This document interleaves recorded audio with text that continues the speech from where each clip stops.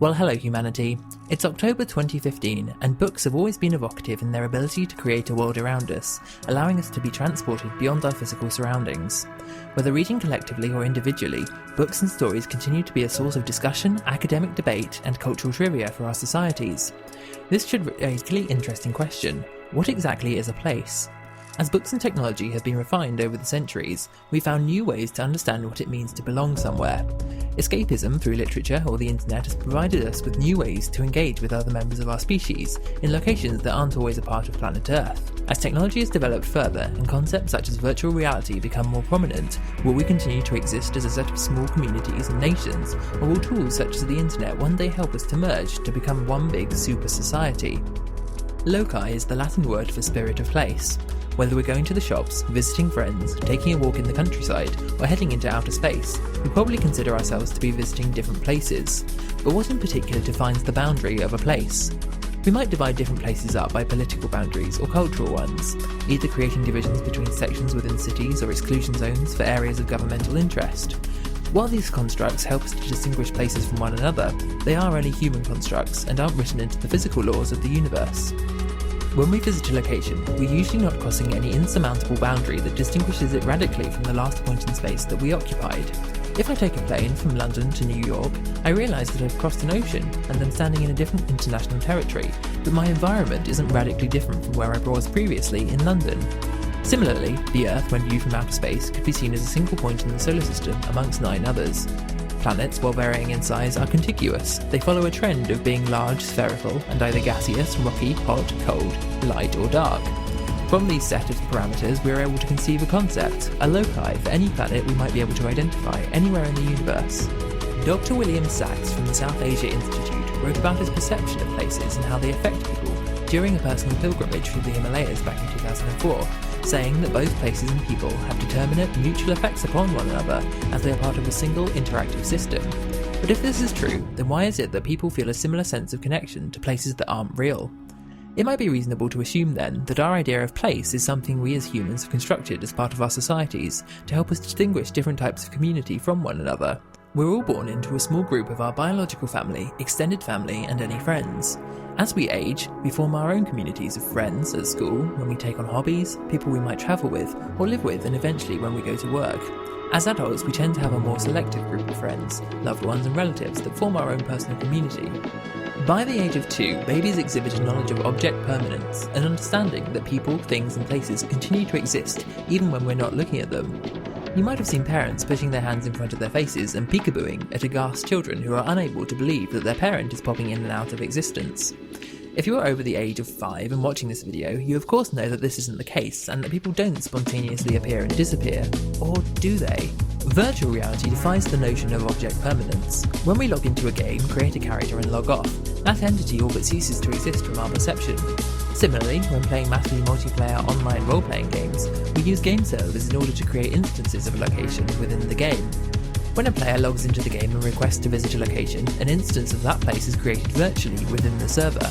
These locations can be visited by hundreds of thousands of people at a time, equivalent to a small island of citizens here on Earth. If all the players log out of this instance or the server crashes, for example, then the place disappears. When a computer reconnects to a particular instance, it's assigning a particular port or address for all of the game's players, its clients, and the computers to connect to. These IP addresses usually change every time a new instance is created, so if we're connecting to a different place in virtual reality each time we log back in, are we really visiting or revisiting the same place?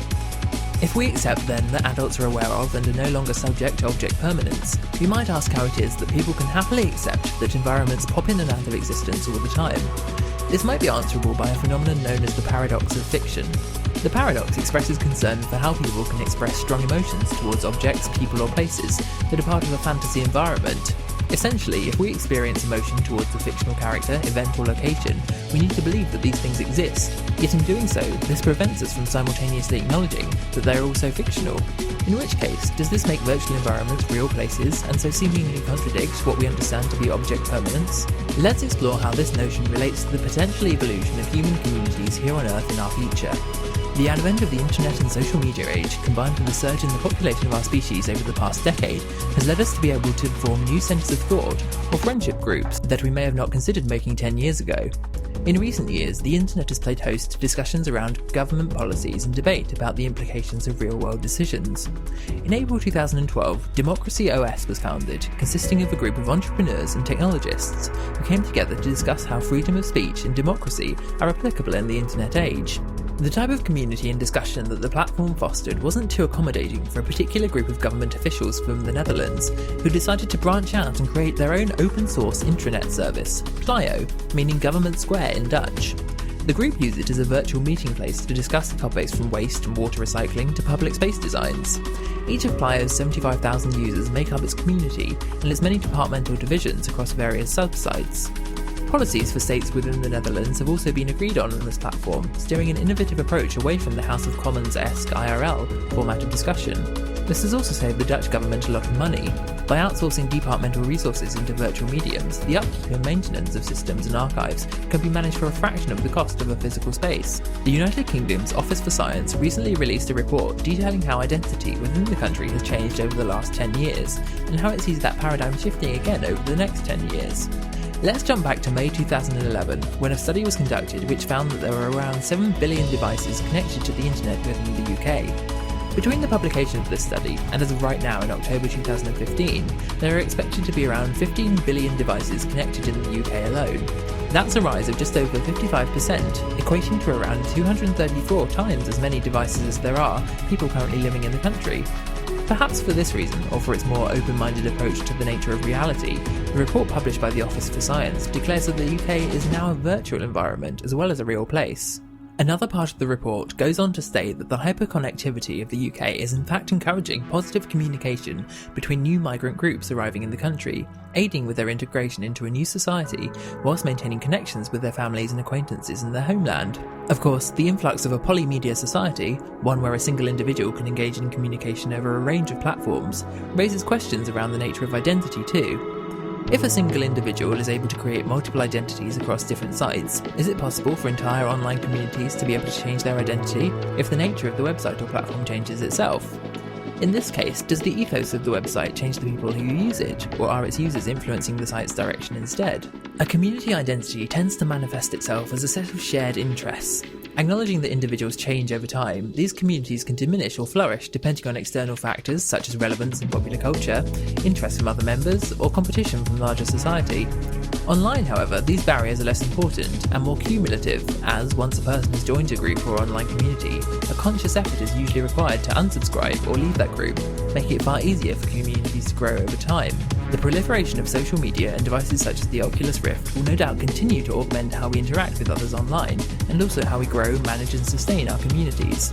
Science fiction often presents us with intrepid explorers, visiting other worlds and encountering species or communities which either cater to a specific political ideology or way of living which we might be familiar with here on Earth. While this may be useful in familiarising viewers with various agendas, it's important to remember that each one of these types of community currently does exist or has existed at some point here on Earth. This representation is however flawed, as when our intrepid heroes come across such a community, they're usually living on an isolated world or spaceship and are not part of a larger society with conflicting interests. As the communities on Earth all exist in a balance of dependence and dependency, an accurate portrayal of issues such as inequality or oppression, liberation and freedom are not always being explored or represented in their complexity.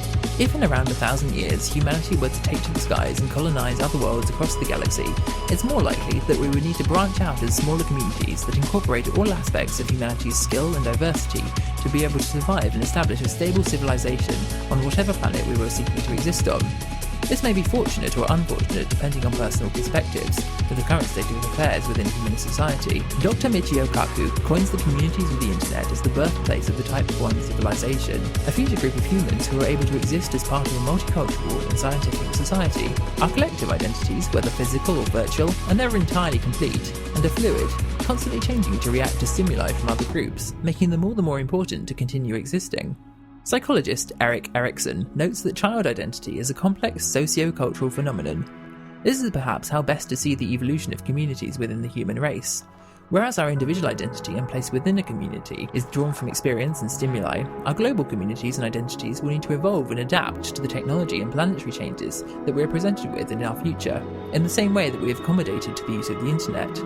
As the internet in itself is not an autonomous, self-regulating body, but instead policed by individual sites enforcing their own legislation, this is perhaps the reason we are able to draw closer comparisons between where our society was 20 years ago and where it is today. While it's possible that the internet and whatever it may evolve into will further segregate us into communities of similar beliefs and interests, it's more likely that should our virtual and physical selves continue to merge, that one day we will culminate to become a more integrated global group of humans with far less barriers.